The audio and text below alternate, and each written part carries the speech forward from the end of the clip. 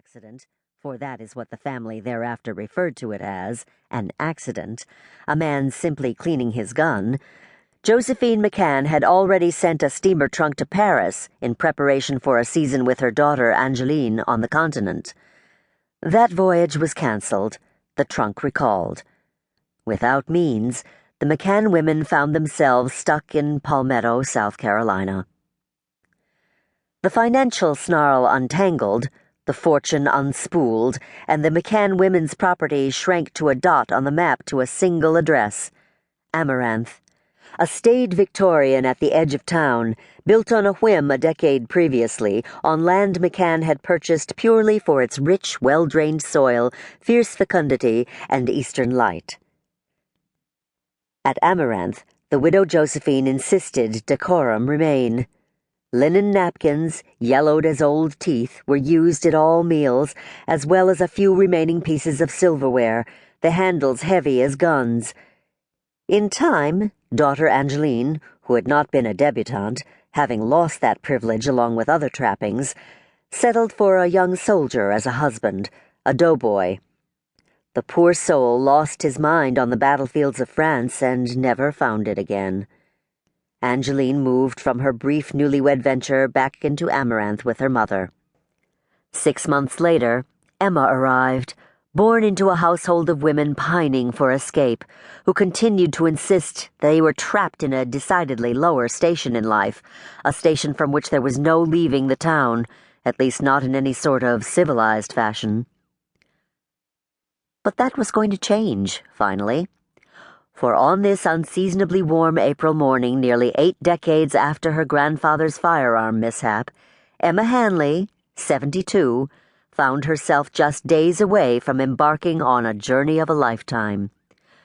The trip, as her husband Harold referred to it, often while rolling his eyes, a cruise to Europe.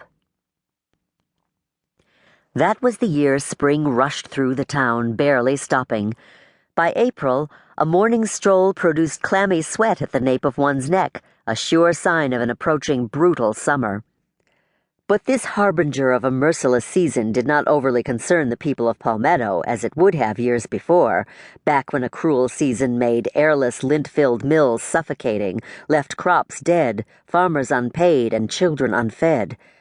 Now there was central air, office jobs and grocery stores. Cable television brought news all day and all night, reports that the Berlin Wall might soon fall, rumors that the Japanese were buying up Hawaii, hotel by hotel. There was a rosy-cheeked president well into his 7th decade, for whom Emma Hanley did not much care, though she did find some use for him. When Harold protested that Emma and he were too old to take the trip, she reminded her husband that the leader of the free world, a man for whom Harold had twice voted, was even older. That was the spring when Emma's life took a dramatically new course, and it all started that Saturday morning in April 1987, a day when Emma was happier than she'd been in years, studying her itinerary, wondering about comfortable shoes and all-weather cloaks, peering at her husband across the stack of maps and photos guides on the dining room table, nodding pleasantly as he announced he would soon be heading to the biscuit basket for his daily coffee clutch. For in the last few weeks, travel plans had brought to the Hanley marriage an unexpected spirit of compromise. Nowadays, when Harold sucked his teeth or stayed too long at his breakfasts, all Emma had to do was think of the trip, and a thrill like harpstrings would thrum inside her, and she would be happy again. "Look here at this mess," Harold said now, holding up the morning newspaper. "No respect for the dead." Emma glanced up from the brochure she was reading on converting foreign currency. "Cemetery vandals strike again," the headline on the front page of the Palmetto News screamed, and there was a picture of the general himself, festooned with toilet paper and what appeared to be Hawaiian leis, looking, appropriately enough, drunk and rakish. Behind the statue, streamers drooped over the rusty iron spires of Springforth. Harold studied the article. When he read silently, his lips moved. "Says here kids done it," he said. "Teenagers and their parties." He shook his head. "Perhaps someone at Town Hall will remember now to fix them."